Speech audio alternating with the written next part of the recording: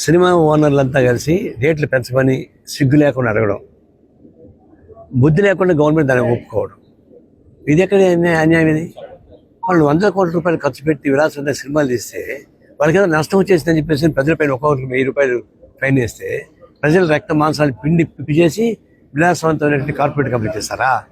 ఎవరు చెప్పారు ఇదంతా మీకు? ఎవరు పెట్టుకున్నారు అంత 2 కోట్లు? ఆ సినిమా థియేటర్కి పోతే నీళ్ళ బట్టలు తీసుకోనిరు, బిస్కెట్లు తీసుకోనిరు, పిల్లలకి ఏమన్నా ఇవి తీసుకోనిరు. ఆడబోయి కొంటే కాన్ఫ్లెక్స్ 500, వాటర్ బాటిల్ 200. ఎంత దోపిడీ ఇది? ఆ దోపిడీ చేసేవాడు గవర్నమెంట్ సపోర్ట్ చేస్తుందా? ఎందుకు పెంచాలి? అందులో ఇది పెంచాలి బుద్ధి లేని గవర్నమెంటు, అడిగిన వాళ్ళకి సిగ్గలేదు, దీన్ని అంగీకరించకూడదు. ఇది వాళ్ళ కష్టపడి వాళ్ళు తీసుకోవాలి తప్ప. చాలామంది వ్యాపారాలు చేస్తున్నారు, వాళ్ళు నష్టం వచ్చి కట్టిస్తున్నారా? సబ్సిడీ ఇస్తున్నారా? ఇవ్వలేదు కదా. కాబట్టి ఇది ఒక విధంగా లూటీ, సినీ మాఫియా గవర్నమెంట్ కలిపి ప్రజల్ని లూటీ చేస్తామని మేము తీవ్రంగా ఖండిస్తున్నాం. పంచపాండవులు మంచం కోళ్ళు వలె అని లాస్ట్ జీరో చేయడం పెడుతున్నారు.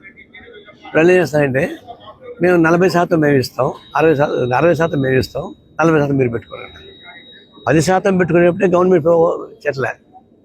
ఇప్పుడు 40% పెట్టుకుంటే ఎవడు పెట్టుకుంటాడు? అందులో జిఎస్టీ రూపాయలు మొత్తం లాగేసుకుంటున్నాం, రాష్ట్రాల్లో వచ్చే లాభాలు మొత్తం తీసేసుకుంటున్నాం.